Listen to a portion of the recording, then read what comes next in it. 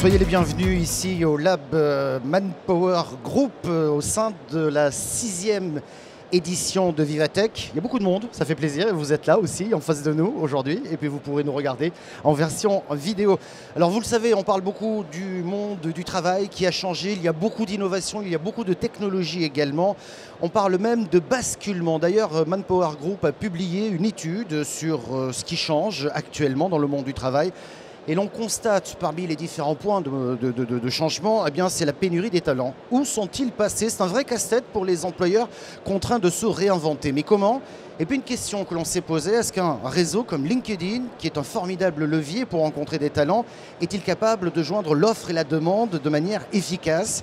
Et si l'on parle des employeurs contraints de se réinventer, les candidats savent-ils eux aussi se remettre ou se mettre en valeur intelligemment?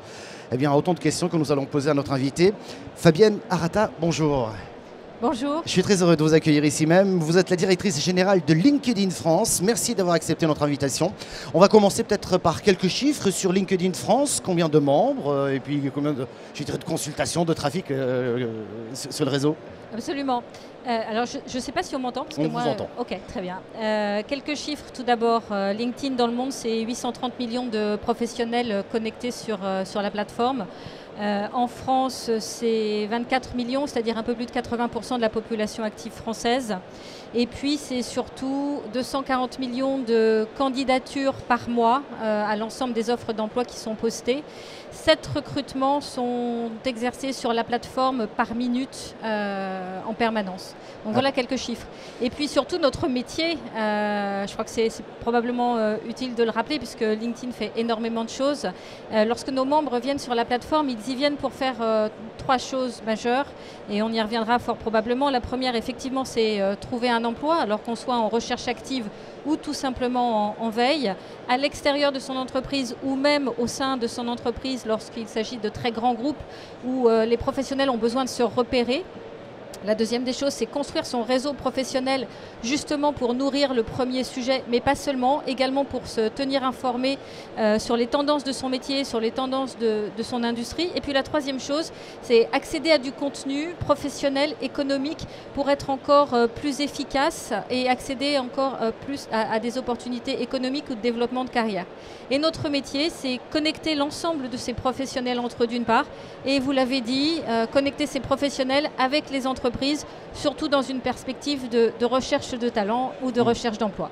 Alors, vous êtes à un poste privilégié, si j'ose dire, pour peut-être constater ce que j'ai qualifié, mais c'est plutôt Manpower Group dans son étude, qui qualifie ça de basculement dans le monde du travail. Est-ce que vous, par rapport à tout ce que vous pouvez voir, tout ce que vous pouvez voir passer, est-ce que vous la constatez finalement, cette pénurie de talent dans les offres que vous publiez?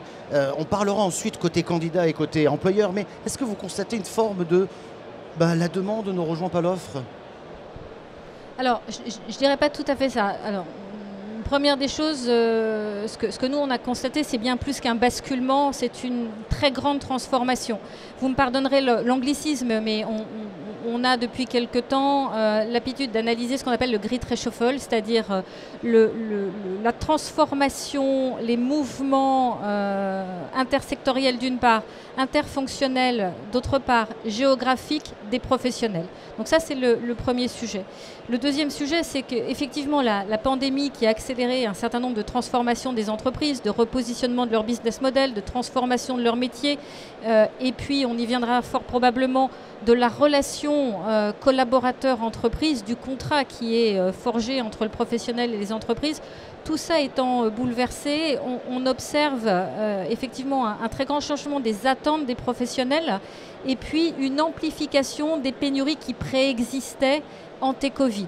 Et sur 2 natures de métiers qui sont aujourd'hui les métiers les plus demandés, qui sont d'une part les métiers du commerce et du développement commercial et par ailleurs les métiers du digital, tout ce qui est attrait à la data science, à la cybersécurité, à l'ensemble des sujets dont les entreprises ont besoin aujourd'hui pour opérer leur transformation.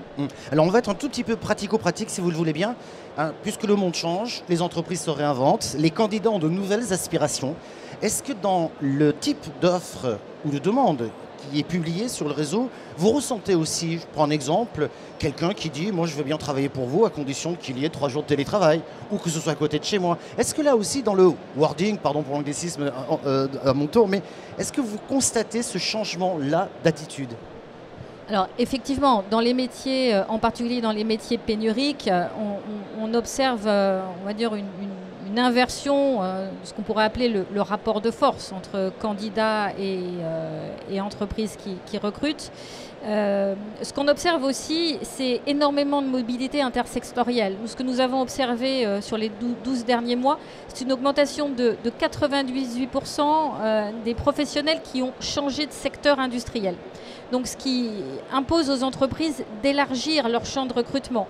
Je suis une entreprise de l'industrie, je vais aller chercher des compétences, non plus seulement sur mon secteur d'activité, mais je vais peut-être regarder les compétences qui existent dans un autre, telles que la finance ou la grande distribution ou autre, pour autant que ces compétences matchent avec le recrutement et le poste que j'ai à sourcer. Donc voilà, les passerelles intersectorielles, ça c'est un premier sujet. Le bouleversement et l'inversion du rapport de force, deuxième sujet. En particulier sur, vous l'avez souligné, les attentes en termes de télétravail. Et ce qu'on observe, c'est que les entreprises qui mettent en visibilité, mettent en valeur un certain nombre d'ingrédients de la proposition de valeur RH, tels que la faculté de travailler à distance d'une part, mais pas seulement. La culture de l'entreprise est également un ingrédient extrêmement attendu par les collaborateurs, ont 60% de plus de chances de recruter le collaborateur attendu dans un même délai. Donc c'est particulièrement important pour une entreprise qui recrute aujourd'hui de mettre en visibilité l'ensemble des ingrédients autres que le poste lui-même et le salaire ou les ingrédients plus directs.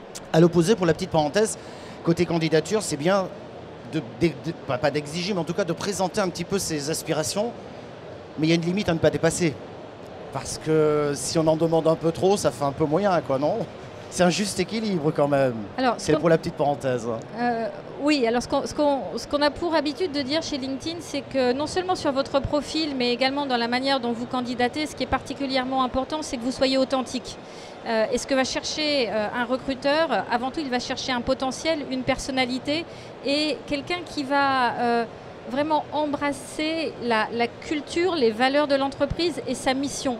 De sorte qu'effectivement, il va être recruté pour un poste à l'instant T, mais potentiellement pour le parcours qu'il pourra faire au sein de cette entreprise dans l'année qui vient. Donc effectivement, le niveau d'exigence, il est ce qu'il doit être, mais ce qu'on engage les candidats à faire, et les recruteurs également, c'est soyez authentiques sur les valeurs qui vous portent et ce que vous attendez de votre métier. Donc il y a encore du parcours à faire, si j'ose dire, dans l'utilisation du réseau LinkedIn, parce que bien il y a encore ce gap, toujours, entre l'offre et la demande. Il y a une pénurie de talents, quoi qu'il arrive.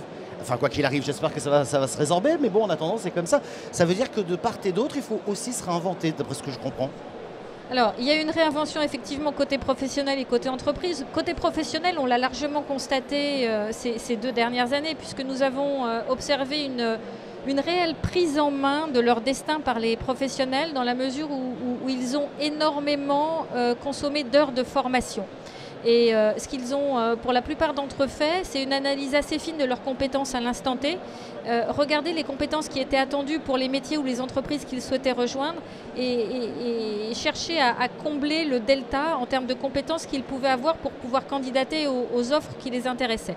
La deuxième des choses, et nous avons mis ce dispositif à disposition, vous avez souligné les attentes en termes de télétravail, c'est qu'effectivement, ils ont mis en lumière plus factuellement leurs attentes sur leur manière de travailler. C'est-à-dire que les réponses qu'ils ont apportées aux 3 questions qu'ils se sont posées pendant la pandémie, qui sont pourquoi je travaille, où est-ce que je travaille et de quelle manière je veux travailler, ils y ont apporté des réponses concrètes et ils les font figurer maintenant sur leur profil. En particulier, si vous êtes un professionnel, vous avez aujourd'hui sur LinkedIn la faculté d'utiliser ce qu'on appelle le badge Open to Work, c'est-à-dire je suis ouvert à des opportunités professionnelles, et d'activer un dispositif qui vous filtre uniquement les offres qui sont postées en hybride ou en télétravail uniquement. Donc ça, c'est la première des choses, la prise en main par les professionnels de leur destin professionnel avec leur volonté de se former.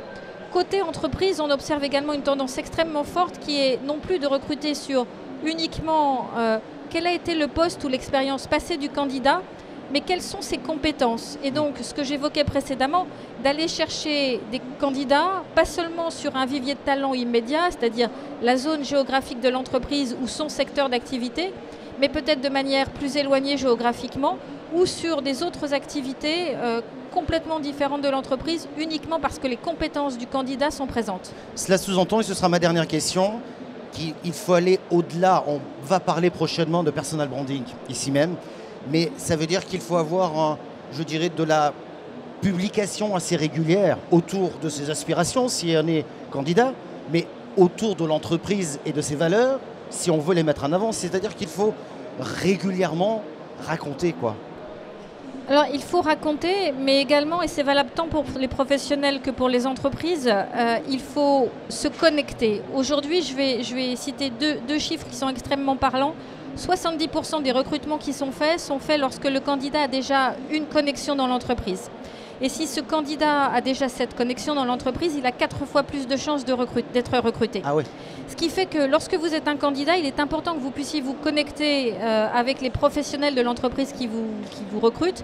Et lorsque vous êtes une entreprise, il est extrêmement important que vous puissiez vous appuyer sur le réseau de vos collaborateurs et faire en sorte que vos collaborateurs soient vos ambassadeurs sur votre marque employeur, sur la manière dont on vit dans votre entreprise et sur la manière dont on s'y épanouit.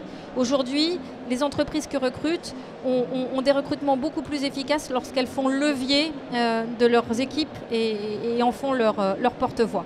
Exactement. Merci beaucoup. Merci à vous. Merci d'avoir répondu à nos questions. Merci bien.